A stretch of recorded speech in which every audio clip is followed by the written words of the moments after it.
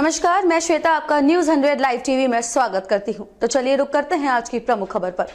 राष्ट्रीय ओबीसी मोर्चा कर्मचारी फाउंडेशन का वनभोज सह सम्मेलन समारोह कार्यक्रम बायोडायवर्सिटी पार्क में आयोजन किया गया। इस सम्मेलन में संघ के सदस्य तथा संघ के अनेक कार्यकर्ता शामिल हुए। ओबीसी से संबंधित आरक्षण के हक अधिकार जैसे अहम मुद्दे में गहन चर्चा हुई। आने वाले समय में भी ओबीसी मोर्चा कई सारे मुद्दे पर काम करने जा रही है। विभिन्न क्षेत्र के कर्मचारी उपस्थित हुए। इसका उद्देश्य वन भोज के साथ साथ ओबीसी से संबंधित कई मुद्दे पर विचार विमर्श करना था। ओबीसी मोर्चा जो कर्मचारियों के हित के लिए काम करने के लिए बनाई गई है, कौन कौन सा कदम आप लोग उठा रहे हैं कर्मचारियों के हित के लिए? ओबीसी फाउंडेशन के तहत राष्ट्रीय ओबीसी अधिकारी कर्मचारी मोर्चा का आज वनभोज सह मिलन समारोह कार्यक्रम है। इस कार्यक्रम में ओबीसी अधिकारी कर्मचारियों के हक अधिकार, शोषण आदि जो होते हैं उसी पर विचार विमर्श हो रहा है और इसमें अधिकारी कर्मचारियों का प्रोन्नति का मामला हो, पदस्थापना का मामला हो, क्रीमी लेयर जो ओबीसी में लगा दिया गया है वो मामले हो और अभी देखा जा रहा है कि सरकार जो नियुक्तियां निकाल रही है उस नियुक्तियों में ओबीसी के हक को नहीं दे रही है। बैकलॉग जो है अधूरा पड़ा हुआ है ओबीसी के और साथ में एक रोस्टर घोटाला हुआ है इस राज्य में।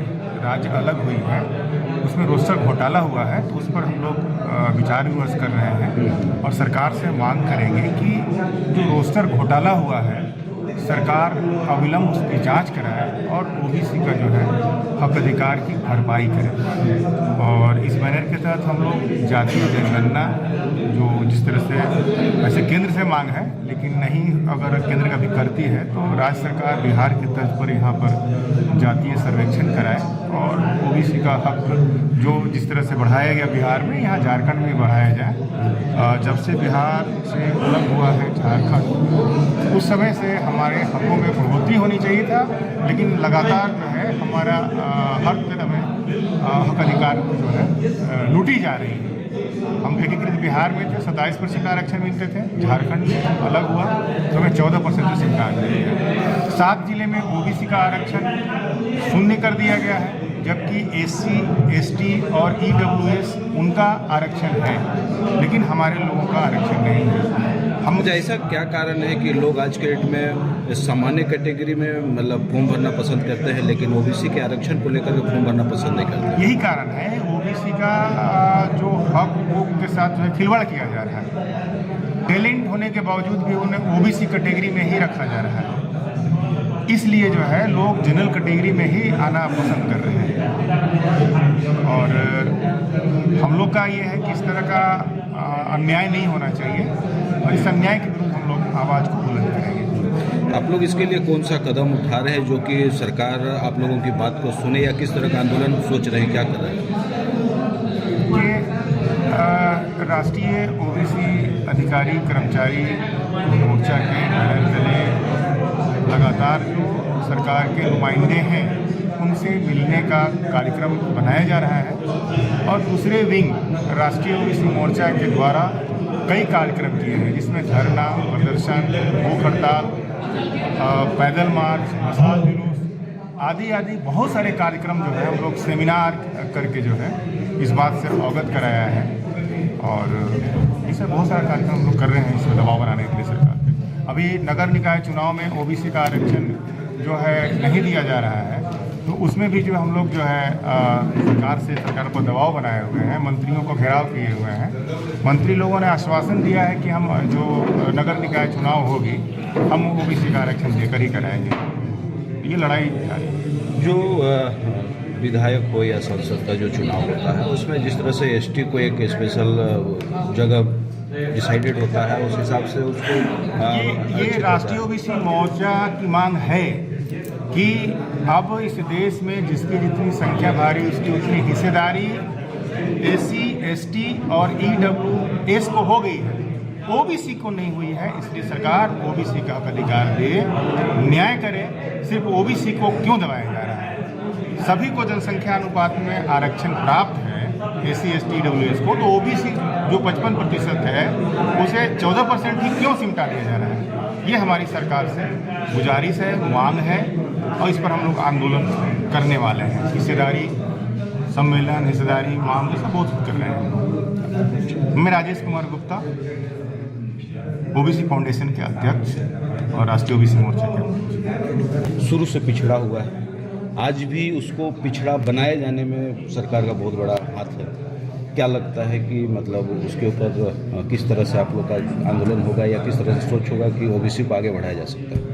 देखिए, एक लंबे अरसे से OBC अपने आप को उपेक्षित महसूस कर रहा है और कोई भी संवैधानिक कार्य है तो उसमें OBC की कीमत पर ही सबको लाभ मिल रहा है और OBC को उसके अनुपात में कोई लाभ नहीं मिल रहा है।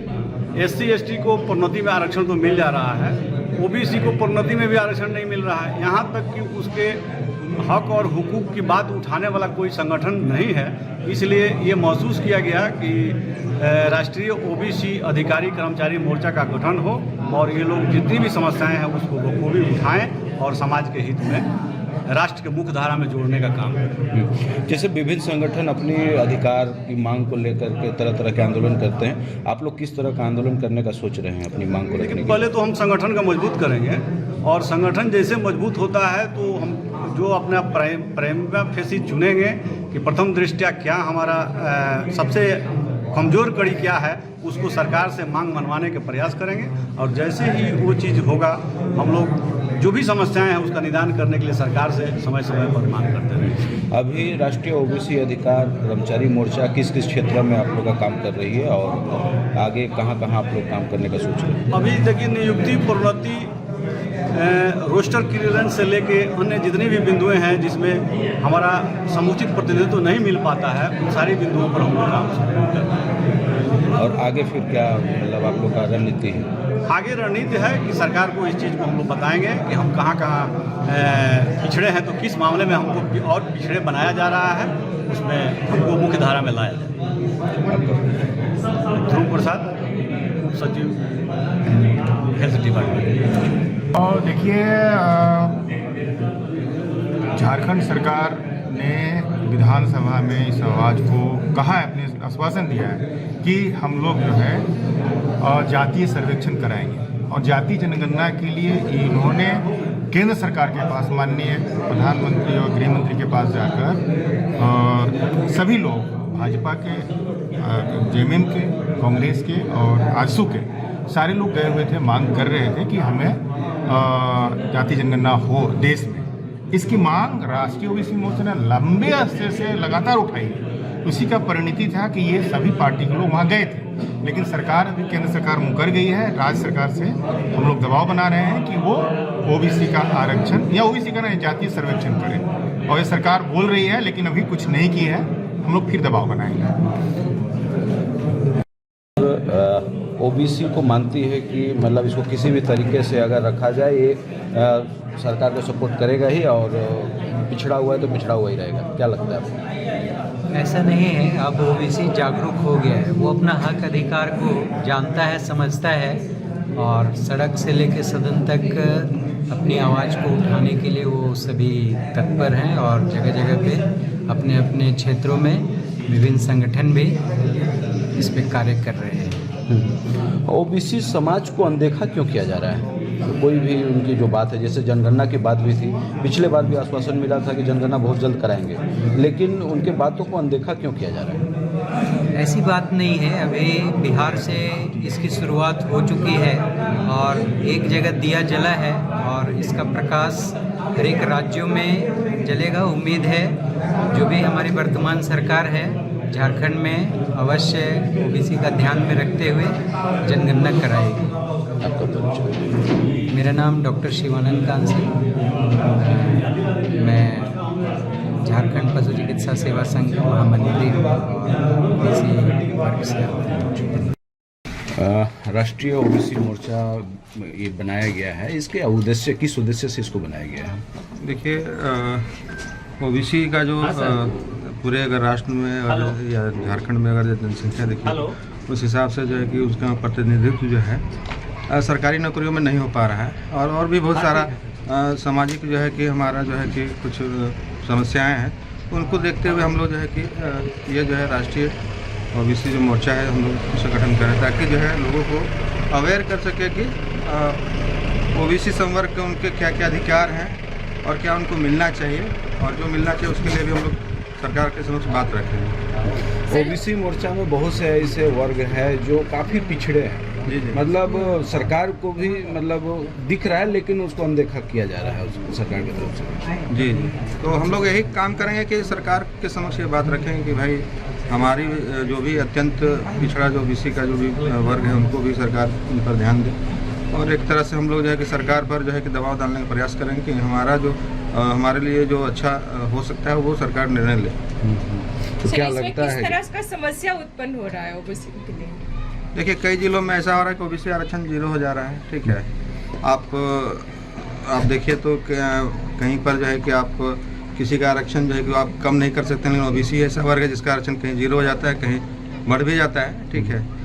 तो ये जो है कि विसंगति दूर होना चाहिए, और भी जैसे जैसे हम लोग आगे बढ़ेंगे बाकी सारी चीज़ों पर बात करेंगे, कुछ और भी चीज़ें क्रीमी लेयर है, इन सभी चीज़ों पर भी हम लोग बात करेंगे। राजनीतिक क्षेत्र में भी ओबीसी काफ़ी पिछड़ा हुआ है। हाँ वो तो है, ऐसा नहीं है, क्या लगता है? प्रतिनिधित्व है लेकिन वो अपने अधिकारों के प्रति जागरूक नहीं है, और या तो उनको सही ढंग से अपने मंच पर नहीं रख पाते हैं। ऐसा नहीं है, जैसे काफ़ी संख्या में आपके जो विधायक हैं, लेकिन खुद ही वो जो है कि उसके प्रति जागरूक नहीं है, ना ही जानकार हैं। तो कैसे इसको मतलब जगाया जा सकता है लोगों को? हम लोग जो है कि जो भी चीज़ें हैं उनको जो है कि अलग अलग प्लेटफॉर्म पर जो है कि जनता के बीच रखेंगे और अपने समाज के बीच रखेंगे। यहाँ पर ये कतई नहीं है कि हम किसी दूसरे समाज के अधिकारी को हम उसका हनन करना चाह रहे हैं, ऐसा कुछ भी नहीं है। हम लोग बस ये चाह रहे हैं कि जो अधिकार ओबीसी संवर्ग को मिलना चाहिए वो हमें मिले।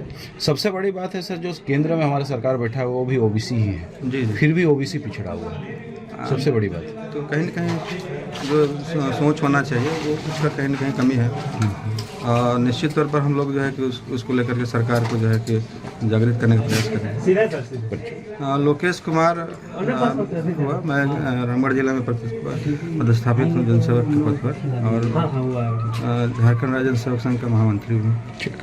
खबरों में अब तक के लिए बस इतना ही, फिर होगी आपसे मुलाकात ऐसी किसी बड़ी खबर के साथ। तब तक के लिए नमस्कार और देखते रहिए न्यूज़ 100 लाइव टीवी।